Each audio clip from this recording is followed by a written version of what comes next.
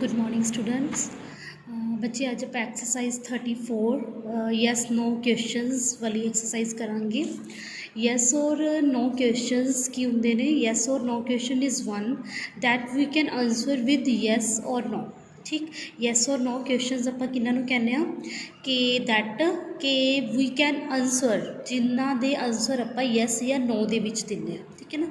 For example are you ready Vicky, पिछे question मार के तो वह आंसर जो विकी दे रहा है, ठीक है ना, वो यस या नो दे विच जिवें देगा यस नियरली। ठीक है, जो यस दे विच कह रहा है तो वह कह रहे कि यस नियरली, हाँ मतलब नियरली मैं तैयार ही हाँ। नो कह रहा तो नो नॉट क्वाइट।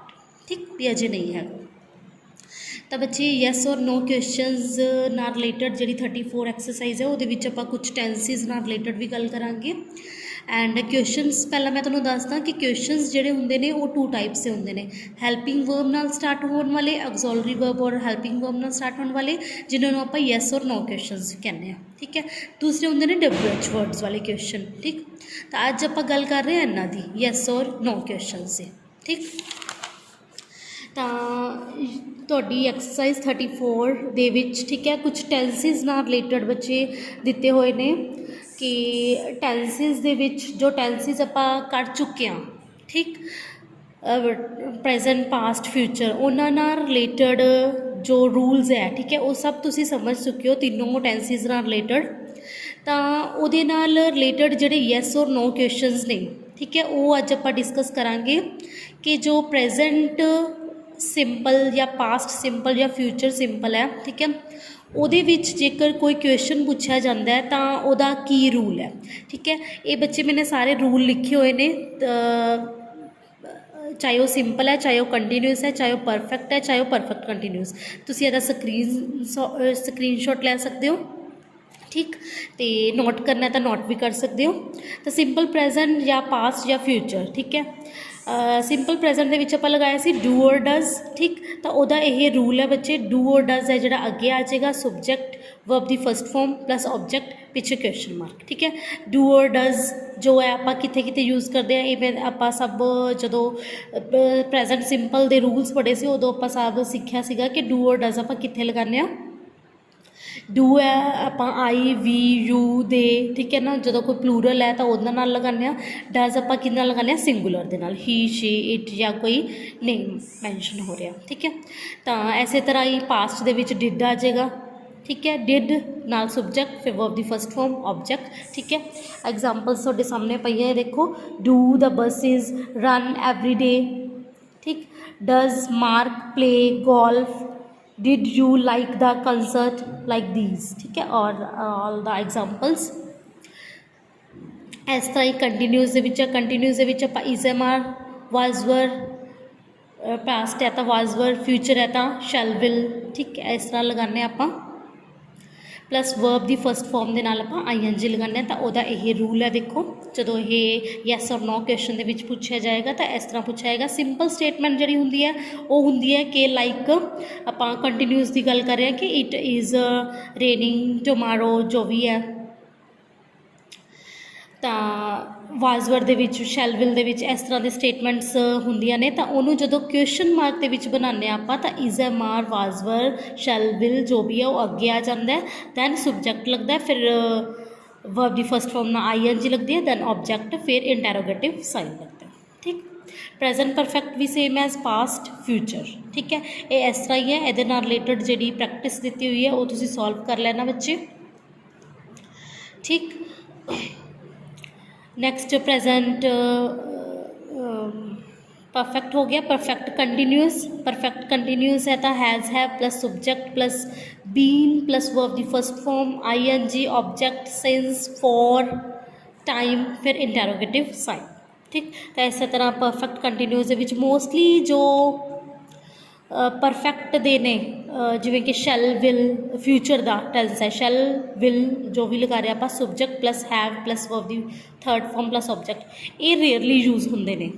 ठीक, हम आप परफेक्ट है, परफेक्ट आप कितने लगाने भी जो काम हो चुके हैं। ठीक है, हो चुका है, ठीक है ना, वो तो हो गया ਵੀ ਪ੍ਰੈਜ਼ੈਂਟ ਪਰਫੈਕਟ ਹੋ ਚੁੱਕਾ ਸੀ ਹੋ ਗਿਆ ਤਾਂ ਉਹ ਪਾਸਟ ਦੇ ਵਿੱਚ ਆ ਗਿਆ, ਹੋ ਚੁੱਕਾ ਹੋਵੇਗਾ, ਠੀਕ ਹੈ ਨਾ। ਬਟ ਆਪਾਂ ਕਹਿੰਦੇ ਫਿਊਚਰ ਵਾਲਾ ਜਿਹੜਾ ਪਰਫੈਕਟ ਹੈ ਇਹ ਰੇਅਰਲੀ ਯੂਜ਼ ਹੁੰਦੇ ਨੇ, ਠੀਕ ਹੈ ਨਾ। ਇਸੇ ਤਰ੍ਹਾਂ ਹੀ ਕੰਟੀਨਿਊਸ ਦੇ ਵਿੱਚ ਵੀ ਇਸ ਤਰ੍ਹਾਂ ਹੀ ਸੀਗਾ ਕਿ ਇਹ ਰੇਅਰਲੀ ਯੂਜ਼ ਹੁੰਦਾ, ਸ਼ੈਲ ਵਿਲ ਜੋ ਫਿਊਚਰ ਦਾ ਬੀ ਪਲਸ ਵਰਬ ਦੀ ਫਸਟ ਫਾਰਮ ING, ਠੀਕ ਹੈ, ਇਹ ਰੇਅਰਲੀ ਯੂਜ਼ ਹੁੰਦੇ ਨੇ। ਮੋਸਟਲੀ ਤੁਸੀਂ ਇਹਨਾਂ ਵੱਲ ਜੋ ਪ੍ਰੈਜ਼ੈਂਟ ਦੇ ਨੇ ਇਜ਼ ਐਮ ਆਰ ਹੋ ਗਿਆ ਜਾਂ ਡੂ ਡਜ਼ ਵਾਲੇ, ਠੀਕ ਹੈ ਨਾ, ਇਹਨਾਂ ਵੱਲ ਜ਼ਿਆਦਾ ਫੋਰਸਫੁਲੀ ਇਹਨੂੰ ਰੀਡ ਕਰਨਾ, ਠੀਕ ਹੈ ਨਾ। ਇਸੇ ਤਰ੍ਹਾਂ ਹੀ ਪਰਫੈਕਟ ਕੰਟੀਨਿਊਸ ਹੈ ਜੋ ਫਿਊਚਰ ਦੇ ਵਿੱਚ ਆਪਾਂ ਯੂਜ਼ ਕਰਦੇ ਹਾਂ, ਇਹ ਵੀ ਰੇਅਰਲੀ ਯੂਜ਼ ਹੁੰਦਾ ਹੈ, ਠੀਕ।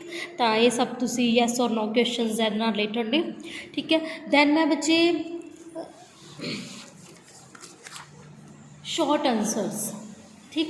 35th ਐਕਸਰਸਾਈਜ਼ ਦੇ ਵਿੱਚ ਹੈ ਤੁਹਾਡੇ ਸ਼ਾਰਟ ਆਨਸਰਸ ਦਿੱਤੇ ਹੋਏ ਨੇ ਕਿ ਕੋਈ ਵੀ ਟੈਂਸ ਨਾਲ ਰਿਲੇਟਡ ਜਦੋਂ ਯੈਸ ਔਰ ਨੋ ਕੁਐਸਚਨ ਪੁੱਛਿਆ ਜਾਂਦਾ ਹੈ, ਠੀਕ ਹੈ, ਤਾਂ ਉਹਦਾ ਆਨਸਰ ਜੋ ਦੇਣਾ ਉਹ ਸ਼ਾਰਟ ਫੋਰਮ ਦੇ ਵਿੱਚ ਦੇਣਾ, ਉਹ ਕਿਵੇਂ ਦੇਣਾ, ਠੀਕ ਹੈ। ਇੱਕ ਐਗਜ਼ਾਮਪਲ ਮੈਂ ਲਿਖੀ ਹੋਈ ਹੈ ਸਾਹਮਣੇ। ਪ੍ਰੈਜ਼ੈਂਟ ਟੈਂਸ ਦਾ ਜੇਕਰ ਕੋਈ ਸੈਂਟੈਂਸ ਹੈ, do you play tennis, yes I do ਜਾਂ ਨੋ ਆਈ ਡੋਂਟ, ਠੀਕ। ਜਦੋਂ ਯੈਸ ਦੇ ਵਿੱਚ ਹੈ ਆਪਾਂ ਉਹਦਾ ਰਿਪਲਾਈ ਯੈਸ ਦੇ ਵਿੱਚ ਦੇ ਰਹੇ ਹਾਂ, ਯੈਸ ਆਈ ਡੂ। ਅੱਛਾ, ਜਦੋਂ ਸ਼ਾਰਟ ਫੋਰਮ ਦੇ ਵਿੱਚ ਆਪਾਂ ਉਹਦਾ ਰਿਪਲਾਈ ਕਰ ਰਹੇ ਹਾਂ, ਸ਼ਾਰਟ ਰਿਪਲਾਈ ਕਰ ਰਹੇ ਹਾਂ ਆਪਾਂ ਕਿਸੇ ਵੀ ਕੁਐਸਚਨ ਦਾ, ਠੀਕ ਹੈ ਨਾ, ਤਾਂ ਉੱਥੇ ਆਪਾਂ ਕੀ ਲਗਾਵਾਂਗੇ, ਉਹਦਾ ਰੂਲ ਕੀ ਹੁੰਦਾ, ਸਭ ਤੋਂ ਪਹਿਲਾਂ ਯੈਸ ਜਾਂ ਨੋ ਜੋ ਵੀ ਆਪਾਂ ਲਗਾ ਰਹੇ ਹਾਂ, ਫਿਰ ਪ੍ਰੋਨਾਊਨ ਲੱਗ ਜਾਏਗਾ, ਫਿਰ ਐਗਜ਼ੋਲਰੀ ਵਰਬ ਲੱਗ ਜਾਏਗੀ, ਠੀਕ ਹੈ ਨਾ, ਹੈਲਪਿੰਗ ਵਰਬ ਜਾਂ ਐਗਜ਼ੋਲਰੀ ਵਰਬ ਜੋ ਵੀ ਹੈ ਅਕੋਰਡਿੰਗ ਟੂ ਟੈਂਸ, ਠੀਕ ਹੈ। ਟੈਂਸ ਦੇ ਅਕੋਰਡਿੰਗ ਲਗਾਉਣੀ ਹੈ ਇਹ ਤੁਸੀਂ। Do you play tennis present ਦੇ ਵਿੱਚ ਸੀਗਾ, ਤਾਂ ਆਨਸਰ ਜਦੋਂ ਆਪਾਂ ਸ਼ਾਰਟ ਆਨਸਰ ਦੇ ਰਹੇ ਹਾਂ, ਇਹਦਾ ਸ਼ਾਰਟ ਰਿਪਲਾਈ ਦੇ ਰਹੇ ਹਾਂ ਯੈਸ ਔਰ ਨੋ ਦੇ ਵਿੱਚ, ਤਾਂ ਉਦੋਂ ਬਾਅਦ ਪ੍ਰੋਨਾਊਨ ਜਿਹੜਾ ਯੂਜ਼ ਕੀਤਾ ਆਈ, ਉਦੋਂ ਬਾਅਦ ਜੋ ਆਪਾਂ ਐਗਜ਼ੋਲਰੀ ਵਰਬ ਲਗਾਈ ਹੈ ਉਹ ਆਪਾਂ ਕਿਹੜੀ ਲਗਾਈ ਹੈ, according to present tense. Do does ਦੇ ਵਿੱਚ ਕੁਐਸਚਨ ਹੈ ਤਾਂ ਪਿੱਛੇ ਵੀ ਡੂ ਡਜ਼, ਠੀਕ ਹੈ ਨਾ, ਉਹ ਆ ਜਾਏਗਾ। ਸ਼ੈਲ ਵਿਲ ਹੈ, ਡਿਡ ਹੈ, ਜੋ ਵੀ ਹੈ ਉਹ ਪਿੱਛੇ ਐਜ਼ ਇਟ ਇਜ਼ ਆ ਜਾਏਗਾ, ਠੀਕ ਹੈ ਨਾ। ਇਸੇ ਤਰ੍ਹਾਂ ਹੀ ਤੁਹਾਡੇ ਇਹਦੇ ਵਿੱਚ ਐਗਜ਼ਾਮਪਲਸ ਦਿੱਤੀਆਂ ਹੋਈਆਂ, ਦੇਖੋ। Are you working tomorrow? Yes, I am. Has Ima got a computer? Yes, she has. Will I need my passport? Yes, you will.